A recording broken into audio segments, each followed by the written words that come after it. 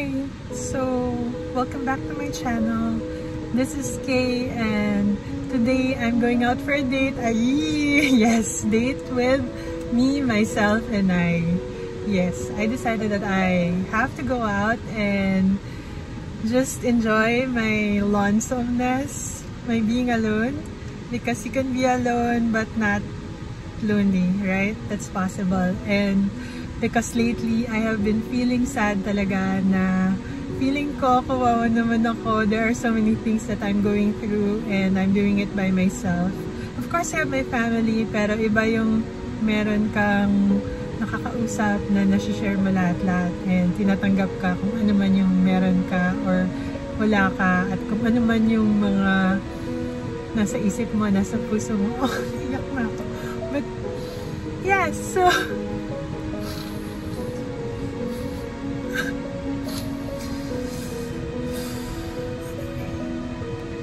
this vlog is to tell you that if you're ever feeling sad yourself, you're not alone. There are so many of us feeling that way. But this is not to share some misery out there to the world. I'm here to actually tell you that there are things that we can do to make our lives feel better.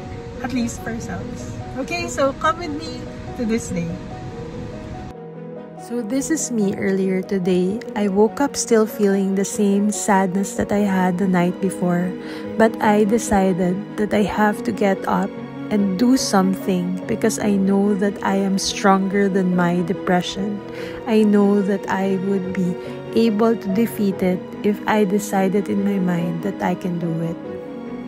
So in this vlog, I'm going to share with you how to nurture yourself with the right thoughts and feelings to get going. Morning! So, I decided I'd do something different today. Like really intentionally do something for myself.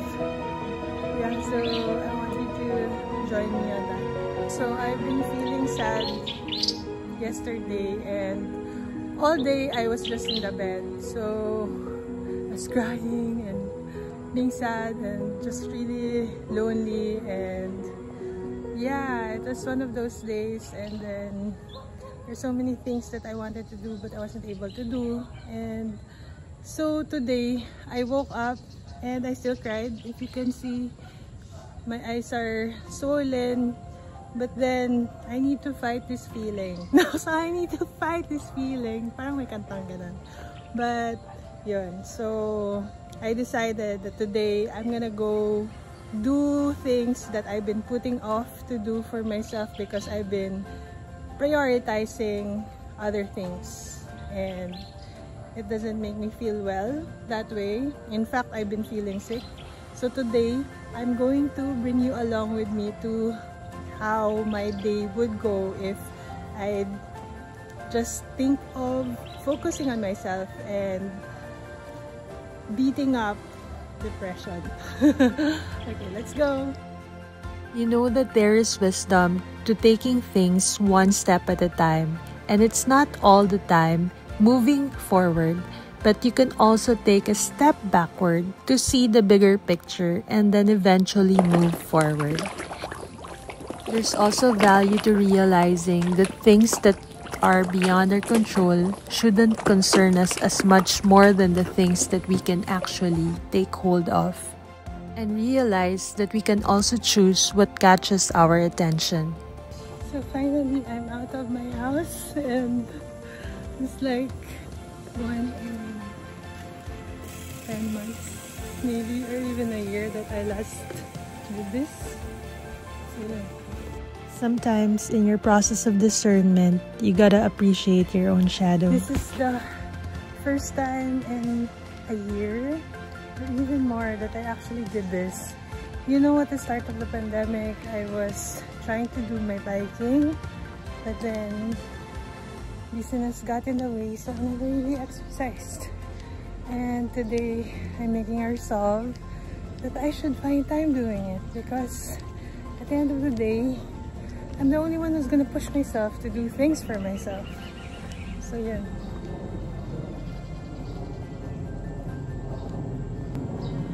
And you know what? It's like when you haven't tried doing it for yourself for a while, you would actually feel like hindi mo kaya or ang dami mong reasons na bakit hindi mo siya gagawin. Pero pwede mo naman din isipin na kailangan mo siyang gawin. Yun. So I've walked a block already and feels good that way. Ayan, yung sun. This is good vitamin D. Alam po ninyo, matagal ko na itong hindi ginagawa na maglakad sa labas ng bahay. Dahil pagising ko ay dami ko na agad trabaho kailangan gawin. Sino po sa inyo yung guilty na pagising ay inuuna na agad yung cellphone? Ayun, isa po ako doon. Pag inuna mo yung cellphone mo, ang dami mo na agad ibang mga nakikita, mga update ng ibang tao, or mga sad news din kasi nga ngayong pandemic, ang daming nagkakasakit, madaming namamatay, madaming apektado. So, minsan, naunahan na tayo ng bad news sa araw natin, diba? So, today, I didn't open my newsfeed. I woke up, I checked some messages, and I'm grateful for those who sent me messages trying to tell me that everything's gonna be fine because I know that they have seen my story on it, that I'm really sad and feeling lonely. Papansin, pero ayun, kita ko po yun, mga message niya, salamat po. And appreciate ko po siya dahil meron naman palang mga nagkikare sa akin. Nox!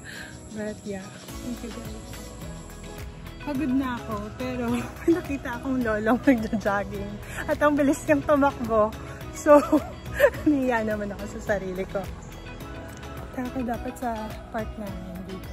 May park kasi dito, tapos may canteen and may grocery. Kaya lang, boo, I forgot to wear a mask. Nakita ko yung mga nagjo-jogging and nagbabike.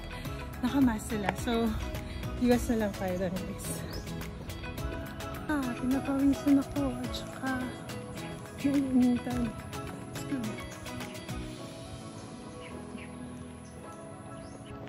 Ayan, so nakaisang ikot na ako at medyo dahil hindi ako sanay, mabilis akong pagod.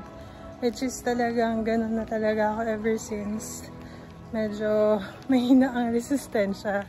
Pero kinakaya naman kasi lagi nga akong mga nag-hiking or I do things to really challenge myself physically. Though dahil nga sa busy ako, so wala talaga akong oras to do those things. But kailangan hanapan ng oras eh. Kailangan mo sadyain to do if you wanna do it. Or if you wanna get it done. Balik na ako ng bahay. Umilas. Like 15 minutes lang na walking or even less. But you know, you have to start somewhere. And today is starting doing that. Okay? We all have challenges and problems in life, and it's just in varying levels. And the way we cope usually would differ from each other. Then again, we gotta find how we are able to fill our cup. Okay, so I'm back in the house. And I feel better and good because nag-exercise ako. And I think if you're seeing this and haven't done your exercise, you gotta do it. Just get started at it. It's okay to cry, to break down, but just don't give up. You know, often the best view comes after the hardest climb, so you gotta keep going.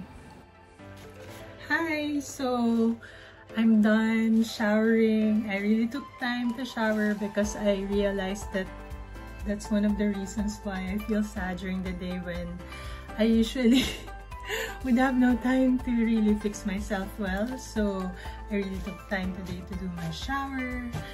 And yes, so I'm about to leave. I want to bring you along with me to the things that I will do for myself today to battle sadness or depression, as people call it.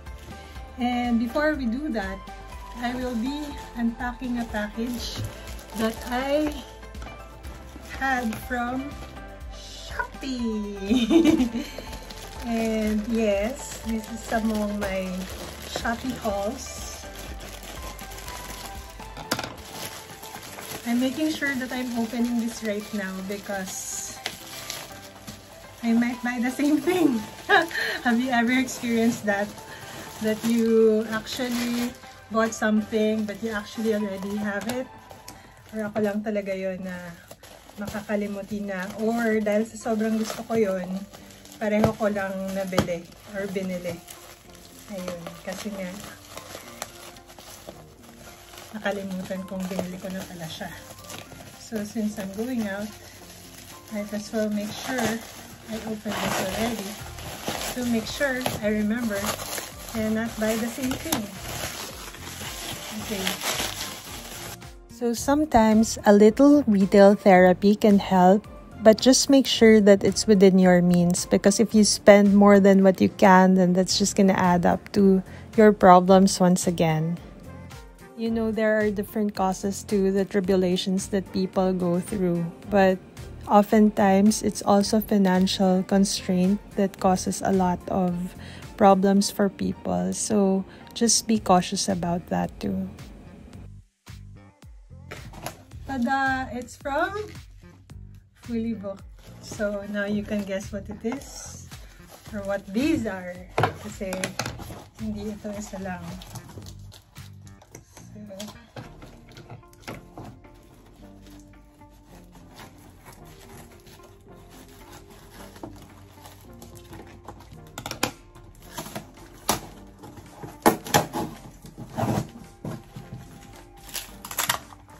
yes, you bet these are books.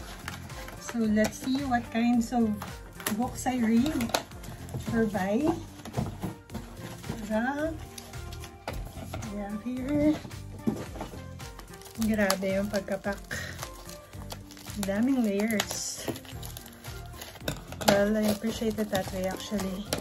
So the book also, or the books don't get crumpled. This makes me reflect na yung mga mas pinaghirapan natin makuha, mas nagiging more valuable din to us. So yun, laban lang guys. Ta-da! Okay. The Visual MBA.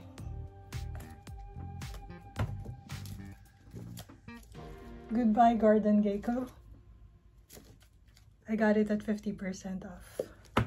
And Becoming Michelle Obama. So maybe one of these days after I finish reading this books, I would share with you my learnings or my reflection from it or anything that I'd like to share from reading this. So now that I know what I actually got, I'll make sure that if ever I drop by a bookstore later, I'm not gonna buy the same thing because I have it already. So let's go to my Dating Myself Day. See ya!